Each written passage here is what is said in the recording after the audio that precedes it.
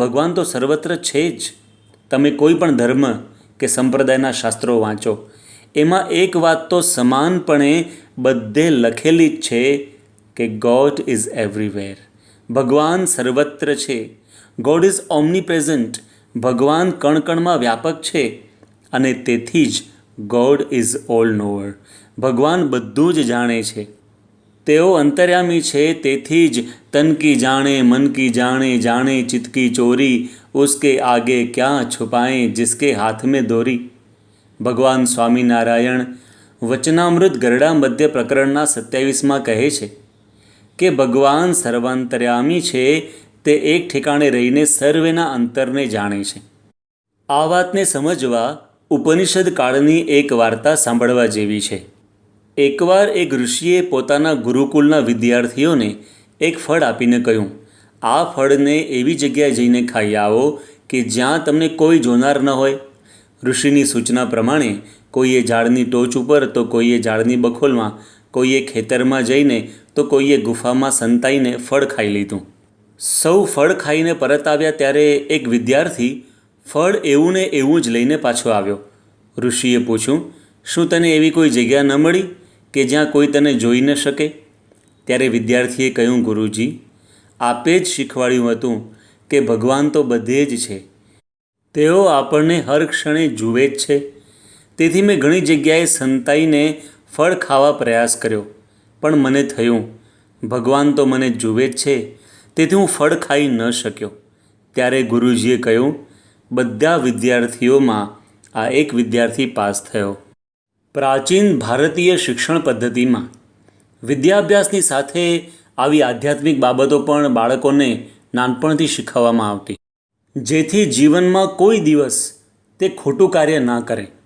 કારણ કે જો ભગવાન સર્વત્ર છે અને આપણને હંમેશા જુએ છે અને આપણા કર્મનું ફળ આપે છે એવું જો મનાય, તો અક્ષર બ્રહ્મ ગુણાતીતાનંદ સ્વામી કહે છે કે ખરાબ આચરણ તો શું, ખરાબ સંકલ્પ પણ ન થાય. કબીરજીએ પણ કબીરવાણીમાં લખ્યું છે, ચીંટી કે પેર નેપુર ભાજે, સો ભી સાહેબ સુનતા હૈ. કીડી કેવડી નાની, વળી એનો પગ કેવડો નાનો, એમાં પહેરેલી ઝાંઝર કેવડી નાની, અને એ ઝાંઝરનો એક ઘૂંઘરું કેટલું નાનું. એ વાગે ને તે પણ ભગવાન સાંભળે છે. તો આપણે કરેલા કર્મ શું ભગવાન નહીં જાણતા હોય? દિલ્હીમાં આવેલા સ્વામિનારાયણ અક્ષરધામ પરિસરમાં એક અશ્વિનભાઈ પટેલ નામના સ્વયંસેવક 2007ની સાલમાં ગાઈડ તરીકે સેવા આપતા હતા. એકવાર લંડનથી એક ભાવિક ભક્તોનું ગ્રુપ આવ્યું. અશ્વિનભાઈએ સૌને ખૂબ જ સારી રીતે ગાઈડ કર્યા અને સેવા સરભરા કરી. રાજી થઈને એક મહિલાએ તેને કોઈ ન જુએ તેમ પોતાની હીરાજડિત વીંટી કાઢીને ભેટમાં આપી. પરંતુ અશ્વિનભાઈએ તેનો અસ્વીકાર કરીને નમ્રતાથી કહ્યું, મારાથી આ ન લેવાય. પેલી મહિલાએ કહ્યું, પણ અહીં કોઈ જોતું નથી, માટે લઈ લો. ત્યારે અશ્વિનભાઈએ કહ્યું, મારા ભગવાન અને મારા ગુરુ તો મને જુએ છે ને. આ સાંભળીને પેલી મહિલાને વિશેષ આનંદ થયો કે કેવા સંસ્કારી સ્વયંસેવકો પ્રમુખ સ્વામી મહારાજે તૈયાર કર્યા છે.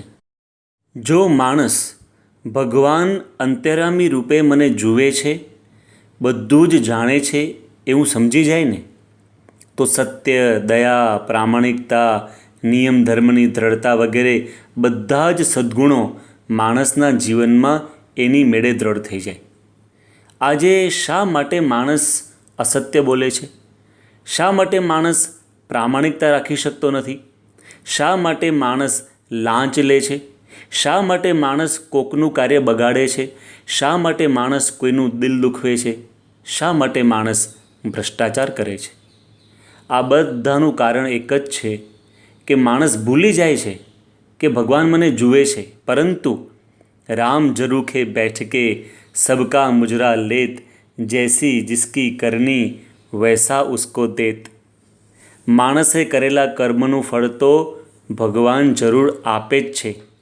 માટે જ કહ્યું છે કે હરિ રહે છે સર્વત્ર, સાક્ષી રૂપે સદાય.